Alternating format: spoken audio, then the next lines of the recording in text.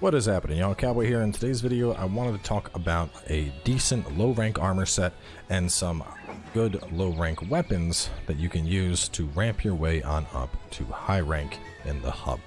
Now, for those that aren't sure what I'm talking about or are new to Monster Hunter in general, everything that we're doing here, this is all considered a village. Village is considered low-rank quests, kind of, basically the equivalent of easy. This game's solo mode, and then after you do all this stuff, you then can go on into the hub, and there is a whole slew of multiplayer quests that you can do. Now, you can do most of these solo, but monsters will have more health. So, just to set some expectations, looking at the level 1s, if you're able to kill an Azuki in, say, 4 minutes in a village quest, it might take you 6 or 7 minutes to kill it here, because even though it's still solo, it will have more health.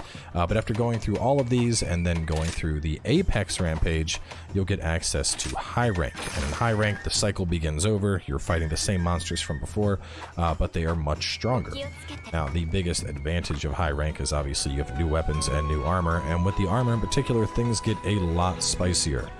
Just to give an idea of how much more ridiculous the armor gets, if we look at, say, Diablos here we have 3 points in guard, 2 in stamina surge, 2 in offensive guard. Looking at the basic Kamura set in high rank, Divine Blessing, Resuscitate, Wirebug Whisper, Wall Runner, Critical Eye, Heroics. It's ridiculous how much you get loaded up. So, in today's video, we're talking about ranking up and getting your way on up to get access to this good gear and what we are going to recommend using. Now, for our setup, it is, as you can see right here, we are doing a very basic setup that revolves around attack and a little bit of crit. So let me go over here to better show everything. So we have attack boost at 4. The reason we want attack boost at 4 is then we get a percentage-based increase. So a 5% increase on how much damage our weapon is capable of doing. We have crit eye coming in both our necklace, our legs, and our chest, giving us an extra 15% affinity, and then the rest of these skills don't really matter, but recovery speed's just kind of, it's nice to have to sit around. The big thing, though, is going to be attack boost and crit eye.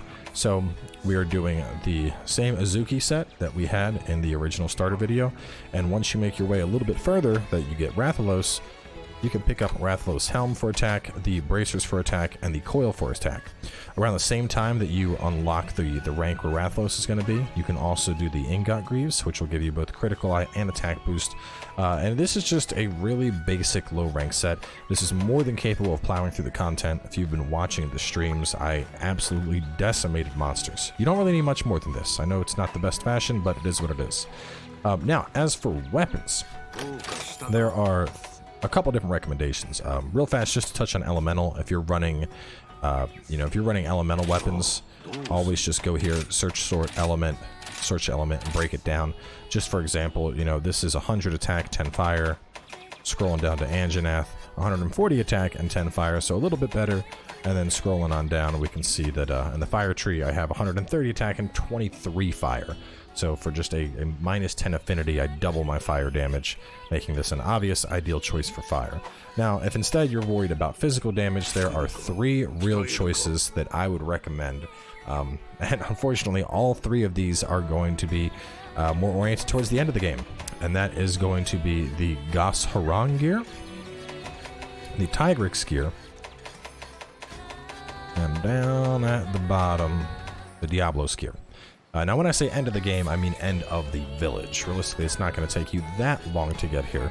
But those 3, Gos, Tigrix, and Diablos, are going to be your peak damage-oriented weapons.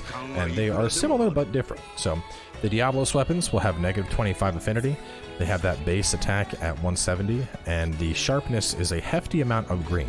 So, very solid choice here. Can't really go wrong with the Diablos weapon if your weapon actually has one. Not all weapons have all 3 of these. Greatsword just happens to, which is why I'm showcasing it here. Going all the way back on up to the Gauss weapons have less negative affinity. They have the same 140 attack, but you'll notice we only have a little bit of green sharpness, not a lot at all.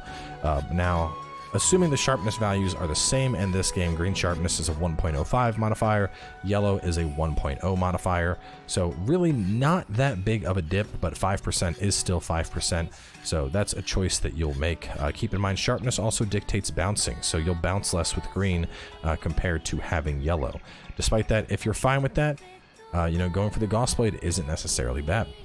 Now, the Tigrex is going to be slightly lower at 150. It's still going to have negative affinity, but the reason I want to point out the Tigrex is Tigrex has a little itty-bitty sliver of blue, and blue sharpness is a 1.2 modifier, so any hits you do while you're in blue sharpness are 20% more damage. While this isn't going to be great on everything, on things like, say, the Greatsword, where you're, getting big beefy lineups and looking to smash, it could be quite beneficial.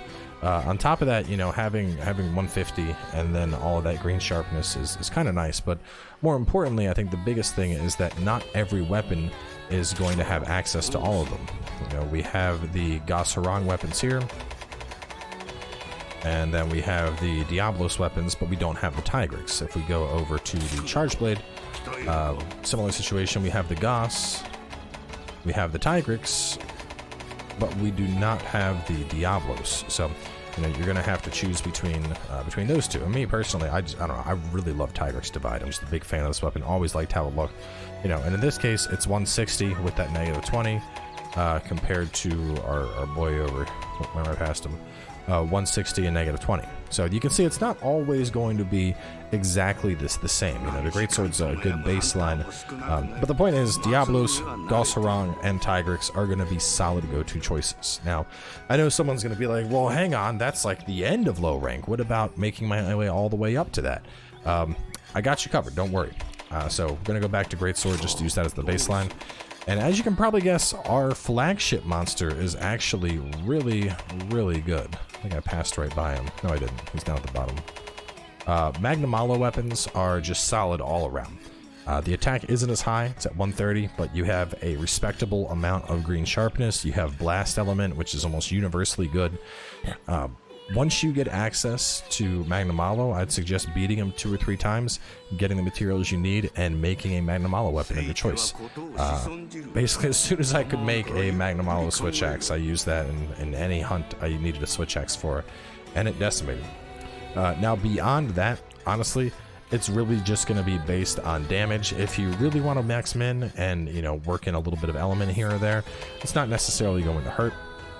But just a base all-rounder, I would suggest your Magnamalo, which you get access to pretty early, and then beyond that, I'd suggest going for either the Gauss, the Tigrex, or, of course, the Diablos. Before that, which even earlier in the game, honestly, you could just stick with Bone. I mean, Bone would be more than fine, or even Ore. Just using Bone or Ore, I used those until I started making elemental weapons and making my way higher up in the trees. But yeah, you don't got to worry about it too much. Just pick up something and run with it. But either way, the last thing I want to talk about, and in my opinion, probably one of the more important things, is going to be buddy weapons. Now, a lot of people don't think all that much about buddy weapons, but buddy weapons can actually be really powerful when you use status on them. So going on over here, what I like to do is do paralysis on one and poison on the other. And what's great about this is just having, the Jelly Shade, and even earlier on, before you have access to Jelly Shade, I was running this thing, the Feline Banabra. And the Feline Banabra, even with only 4 paralysis, that was enough that I was getting 1 paralyzed per hunt on average. Which, 1 paralyzed, that's still 10 seconds of me wailing away and bonking something in the face. Obviously, in a similar fashion over on the Doggo, over here we have, we're using the Rathian Axe, and that's poison. Now, realistically, I know a lot of people are probably like, oh, well, hey, man, that's going to be more damage. But what you got to keep in mind is that the damage your dog and your cat are doing is significantly less compared to you. If we were to put our hunt on a 100% scale, I would say that the dog and the cat maybe compose 10% of your total damage. Maybe 5 even. It's not going to be a lot. However, having statuses are always going to be useful, because poison is going to be based off of the monster's health. It's usually a percentage based, so that's always useful. And paralyze is obviously useful because it's going to lock the monster down so you can beat it. So pick up some statuses. You could also go for sleep if you want. If you're running something like Greatsword, going for a sleep weapon on your pets so that they knock the thing down and you can get a nice wake up. That's also another option. But either way, that's going to wrap it up for this one.